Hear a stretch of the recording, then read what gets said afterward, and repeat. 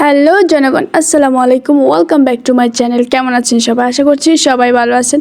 আবারও নতুন একটা ভিডিও নিয়ে চলে এলাম আপনাদের মাঝে। আজকে হচ্ছে আমাদের বাসায় আপুর হাজব্যান্ড আসবে, মানে হচ্ছে আমাদের দুলাভাই আসবে, এই জন্য রান্নাবান্না চলতেছে বাসায়। তো ভাবলাম যে একটা ব্লগ হয়ে যায়। দুলাভাই কিন্তু এর আগেও আসছে, একদম নতুন যে তা না, উনি আরও আগেও আসছে, বাট একদমই কম আসে। তো যাই হোক, আজকে সকাল সকাল একদম রান্নাবান্না শুরু করে দিয়েছে আপু, বিকজ এগুলা হতে হতে অনেক লেট হয়ে যাবে। এই জন্য আমাদের এখানে বেশি কয়েকটা আইটেম ছিল না রান্নাবান্নার, বাট যতটুকু ছিল তাও কিন্তু কম না। এটা রেডি হতে তো অনেকটা টাইম লাগবে, এর জন্য সকাল সকাল রান্না শুরু করে দিয়েছে। আর আইটেমে যা যা থাকছে সেটা অবশ্যই ভিডিওর মধ্যে আপনারা দেখতে পাবেন। তো এই জন্য হচ্ছে ভিডিওটা আপনাদেরকে পুরো দেখতে হবে। এই মাছগুলো ঝড়ের দিন পাইছে, আমাদের পুকুর থেকে উঠছিল। তো এগুলা নাকি বাইয়ার অনেক ভালো লাগে, এর জন্য বাইয়ের জন্য দো পেঁয়াজু করবে ওই মাছগুলো দিয়ে। আর এইদিকে হচ্ছে আমাদের শাকের জন্য প্রস্তুতি চলতেছে। তো প্রথমে হচ্ছে শুকনো মরিচগুলোকে একদম তেলের মধ্যে ভাজি করা হয়েছে, এর মধ্যে দিয়ে দিয়েছে পেঁয়াজ কুচি, আর এর মধ্যে দেওয়া হবে কিছুক্ষণ পরে দেওয়া হয়েছে শাক। আর এতগুলো আইটেম থাকবে, শাক থাকবে না এটা কখনো হয়? আমাদের সব সময়, মানে যখনই কোনো দাওয়াত হয় সব সময় আমাদের এই শাকটা থাকে আইটেমের মধ্যে।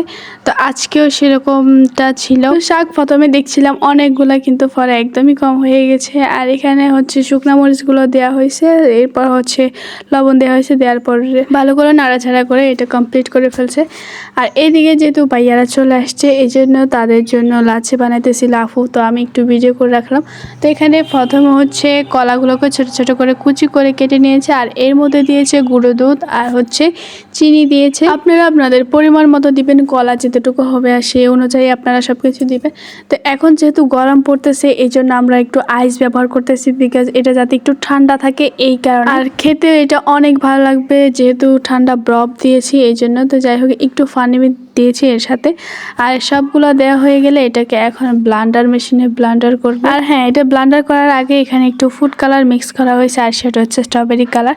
দেখতে অনেক সুন্দর লাগতেছে, আর এমনিতেও লাস্ট আপনারা দেখবেন কতটা সুন্দর হয়েছে। যাই হোক, সব কিছু দেওয়া শেষ, এখন হচ্ছে এটাকে ব্লান্ডার করবে। তো ব্লান্ডার হয়ে গেলে এখানে রেডি হয়ে যাবে আমাদের কলার জুস। আর এখানে 3টা গ্লাস নেওয়া হয়েছে, কারণ হচ্ছে ওনারা 2জন আর আব্বু একজন, ওনাদেরকে মিলে 3জন হয়েছে, এই জন্য 3জনের জন্য 3 গ্লাস করা হয়েছে।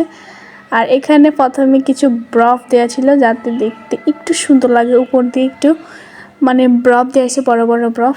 যাই হোক, এখন হচ্ছে খাওয়া দাওয়ার টাইম হয়ে গেছে, দুপুরবেলা হয়ে গেছে। এই আইটেমগুলো হচ্ছে আজকে রান্না করা হয়েছে, আর কিছু করা হয় নাই। তো যাই হোক, ভিডিওটা আজকের মতো এই পর্যন্ত। ভিডিও যদি ভালো লাগে অবশ্যই একটা লাইক করবেন।